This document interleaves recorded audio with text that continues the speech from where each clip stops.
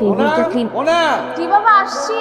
এই আমি তোমাকে পরে কল ব্যাক করছি, বাবা ডাকছে। কি হয়েছে বাবা? মা তোর সাথে একটু কথা আছে।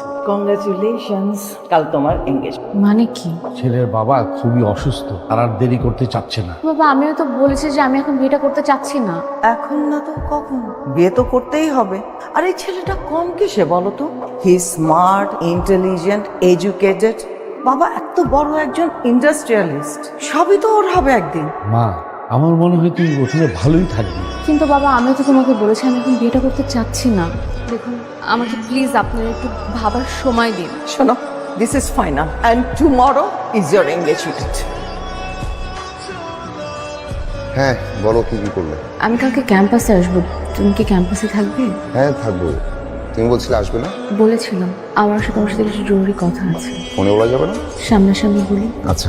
দেখা হচ্ছে কালকে তাহলে।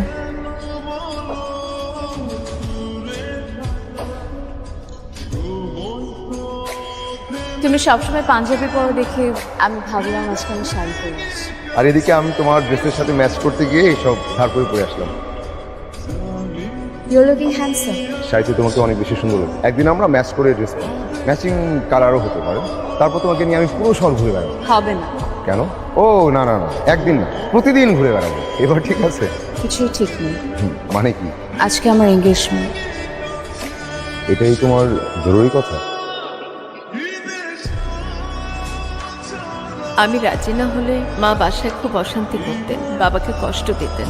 আমার বাবাই আসলে আমার সব, আর আমি কখনোই এটা নিতে পারবো না যে আমার বাবা আমার জন্য কষ্ট পাচ্ছেন।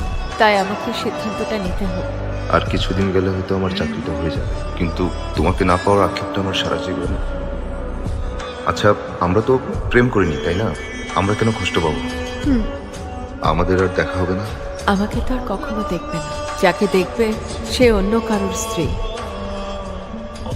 তুমি অনেক ভালো একটা ছেলে, তোমার এই ভালো সময়গুলোতে আমি তোমার পাশে থাকতে পারবো। হয়তো আমাদের আর কখনোই কথা হবে না, কিন্তু তোমার দেরি হয়ে যাচ্ছে। আমি আসি তাহলে।